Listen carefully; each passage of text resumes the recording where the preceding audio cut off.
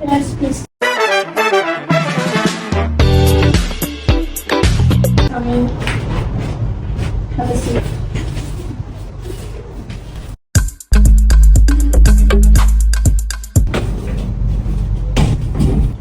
Good morning, Claudia, and your daughter, Darina. I see. Please have a seat. Thank you. It is very nice to meet both of you guys today. I am Puan Aini, senior partner here at Razak and Associate. We are very glad you could make it today. Please make yourself comfortable. Can I offer you guys both a glass of coffee or water before we begin? We are not here to socialize, let's just begin. Puan Pia, please take your time to settle in first. There's no rush at all. Mineral water perhaps? Yes, thank you, Puan Ain. Hello, Leader G. Before we begin, may I ask how did you hear about our firm, Razak and Associate? From a colleague of mine. She recommended your firm highly. Said it is one of the best in town for cases like ours. That is very kind. We handle quite a number of medical negligence cases, so you are definitely in the right place. So, Puan Tia, may I ask if this is your first time seeking legal advice? Yes, first time. I have been trying to manage this on my own for months. We appreciate you both being here. Let me now introduce my colleague. To my left is Puan Amira, our senior associate who specializes in tort and medical negligence matter. And to my right is Cik Nat, our junior associate who will be taking detailed note and recording our conversation throughout today's session. Now, before we go further, let me explain how today's session will work. We have approximately 30 minutes together. In that time, we would like Puan Tia to share her situation. We will ask some clarifying questions, and then we will walk you through the legal position and available options. Is that acceptable? 30 minutes. Just to summarize a month of suffering. Sure, let's see what you can do in 30 minutes. It's alright, Alu. That's what we are here for. Please be assured that everything you share in this room is completely protected by lawyer-client privilege. Nothing will be disclosed to anyone outside this firm without your explicit consent. Okay, so before we proceed, I would like to briefly explain our professional fees. So today's initial consultation is free of charge, and if you decide to enlist our firm, we will prepare a written retainer agreement before any works begin.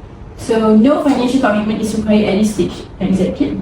Yes, very clear. Thank you. Without further delay, I'll start with some simple background question. All of this is from our first background list of questions. Then we'll get into more details, alright? Okay. So, firstly, Puan Tia, when did all of this started? It started around late 2024.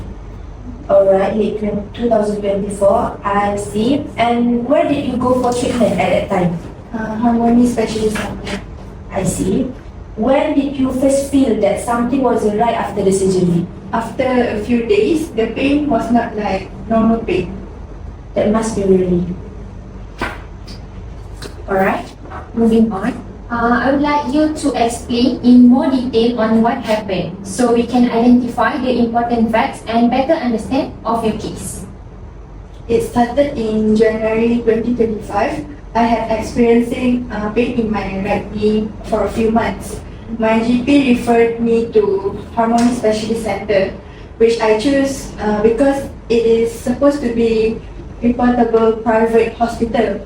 I underwent knee surgery there. After the procedure, I was told everything went smoothly. I was reassured and sent home. Alright. But after a few days, I started feeling that something was not right. Severe swelling and numbness, pain in my right leg. It was a normal post-surgery discomfort.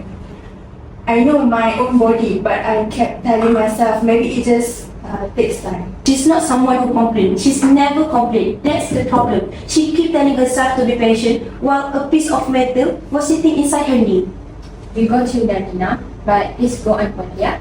So I went back to the hospital. I told Dr. Ramesh exactly what I was experiencing, but he told me it was normal, that recovery take time. So did you return again after that?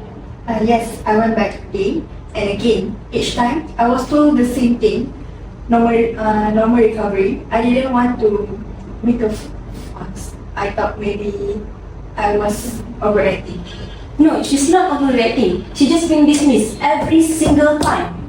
I understand that, Dalina, but Pontia, please continue. By March 2025, I could not function properly anymore. My daughter pushed me to seek a second opinion at another hospital. Then they conducted scan and they found a metallic surgical fragment inside my knee, left there during the surgery in January. I see. For 2 months, there was a piece of metal inside my body. While I was being told that everything was normal. She had to go through another surgery, months of physiotherapy, and not a single person at that hospital said sorry. No one said sorry to her. I'm so sorry, Pontia and Dalina. That should never happen. The medical expenses came to around RM 28,000, and because I could not work, I lost approximately RM 36,000 in income. I kept thinking perhaps I should have pushed harder, perhaps I should have. No, Mama, it is not me. Pontia, Dalina, thank you. You have explained your situation very clearly. So before we proceed further, would you mind giving us just a few minutes? We would like to briefly discuss your case among ourselves to ensure we address everything properly. So Cik Nat will take you to the waiting room, and there are freshmen and also snack as well. Do enjoy yourself. How long? Just a few minutes, Dalina. We have something to discuss among ourselves. Fine, but we are timing it. Kat room.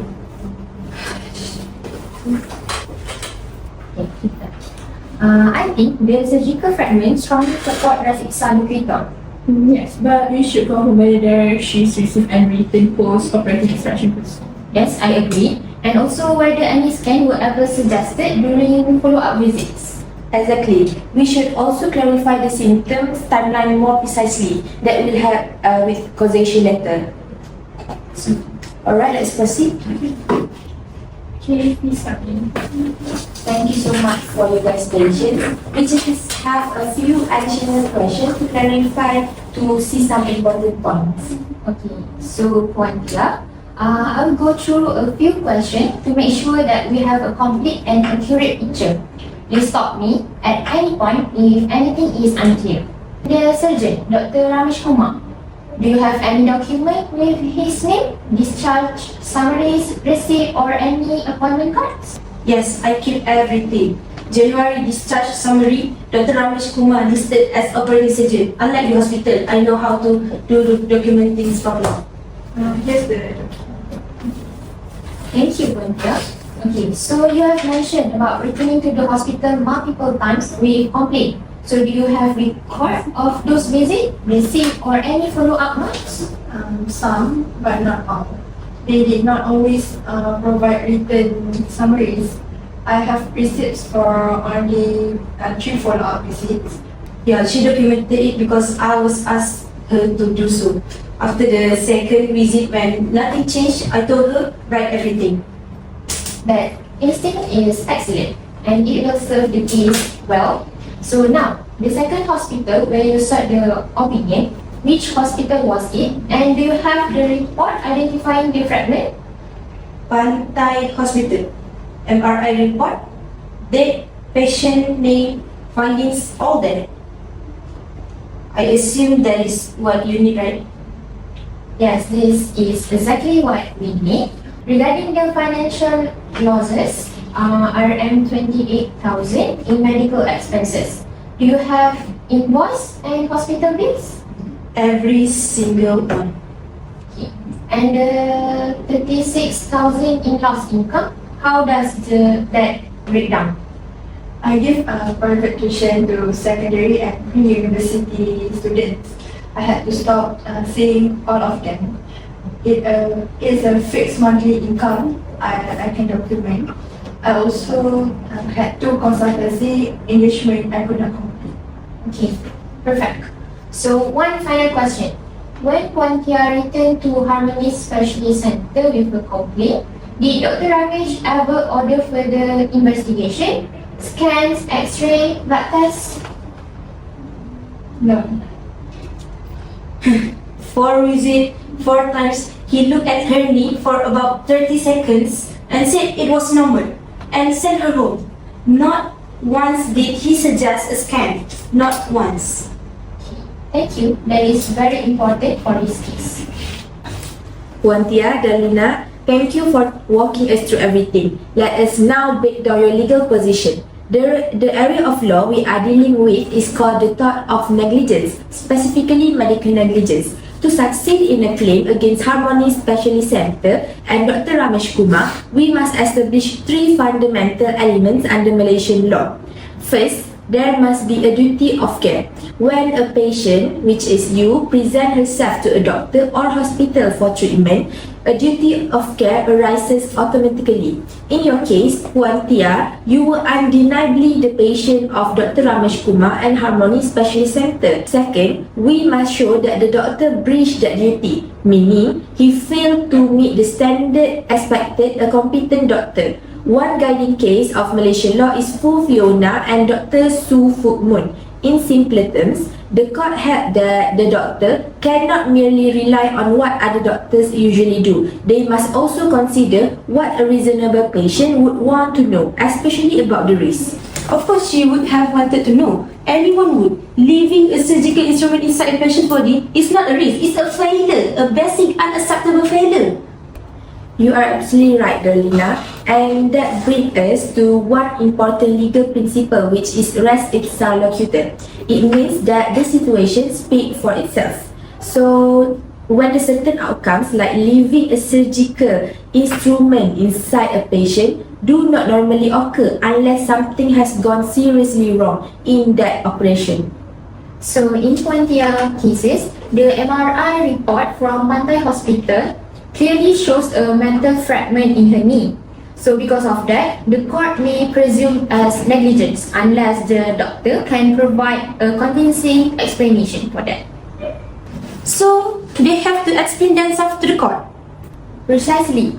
Based on everything we have heard, especially the repeated dismissal of symptoms, it would be very difficult for them to justify their action. Cina, please explain the third element. First one. So the third element is causation, meaning we must show that the doctor mistake actually caused Puan Tia's injuries and losses. In law, we use the but for test. We ask, but for the surgical fragment being left inside her knee, would all that this happen? So the pain, the difficulty working, and the surgery, second surgery, the physiotherapy, and the financial loss. So based on what you have told us, the answer is clearly no. And the MRI report from the Pantai Hospital also support that directly. So may I also ask Puan Tia, were you given any written post-operative instruction, a written list of symptoms to watch for or when to return urgently? No, nothing in writing. Only verbal reassurance, which turned out to be incorrect. She trusted them. That is what she did properly. She trusted them to do their job. So the absence of written post-operative instruction is also relevant to the standard of care. So we will note that as an additional supporting point. That's the word, Cina. Okay, so now let's talk about compensation. So what Puan Tia may be entitled to claim. So in Malaysian law, there are 2 main categories of damages. First, special damages. These are losses that can be clearly calculated and proven with documents. So based on what you have told us, this includes medical expenses, loss of income, transport costs, and any other direct expenses related to what has happened. Second category is general damages. So these cover the personal impact like the pain and suffering Puan Tia experienced over those months, the impact on her daily life, any future treatment that she may still require, and if her condition still continue to affect her work and her future earning as well. RM 64,000. That's what we are talking about. RM 28,000 medical and 36,000 income. That's what you said, right? That is nowhere near enough for what she went through. I understand how you feel, Danina. Can I clarify? The 64,000 represent only the quantifiable special damages at this stage. So the total claim will be significantly higher once general damages are being included. General damages. What does that actually mean in ringgit? Give me a number. You are supposed to be an expert.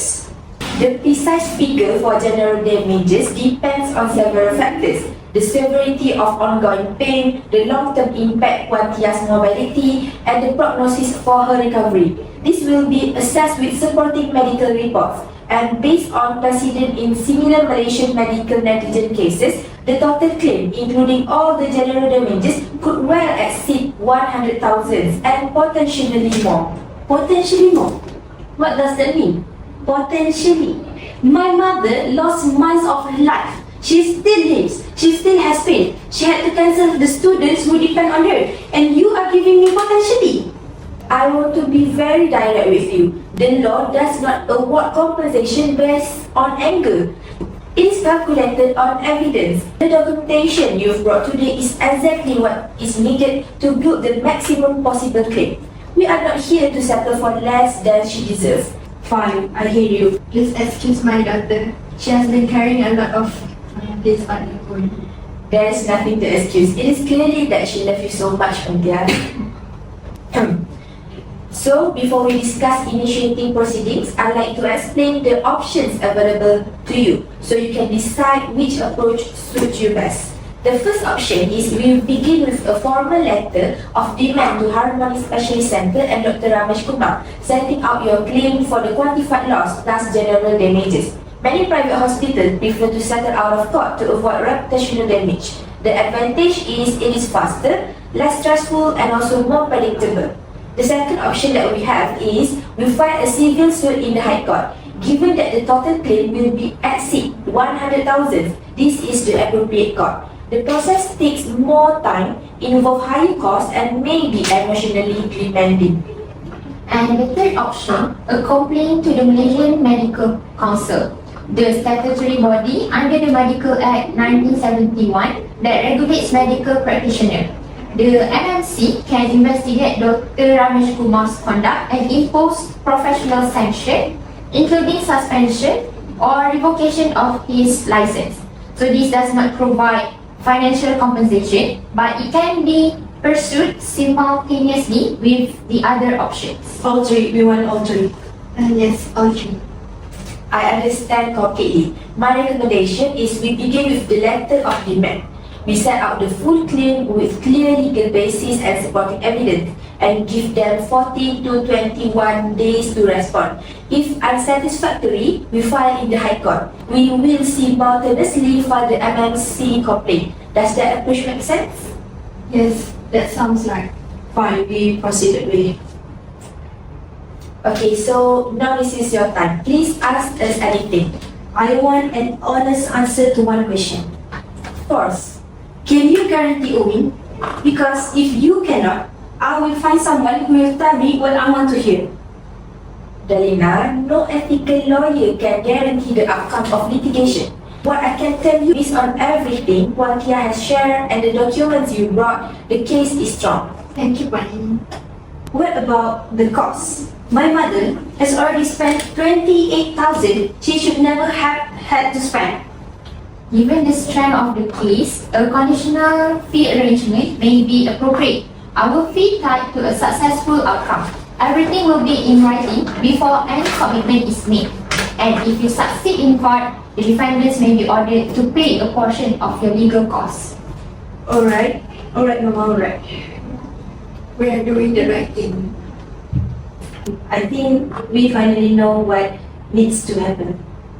Thank you, all three of you, truly. We will do our utmost to help you achieve it. And this is our business card for this firm for you to easily contact us later. Cik Nat will after this provide you with a written summary of today's session and the complete list of documents we require. Thank you.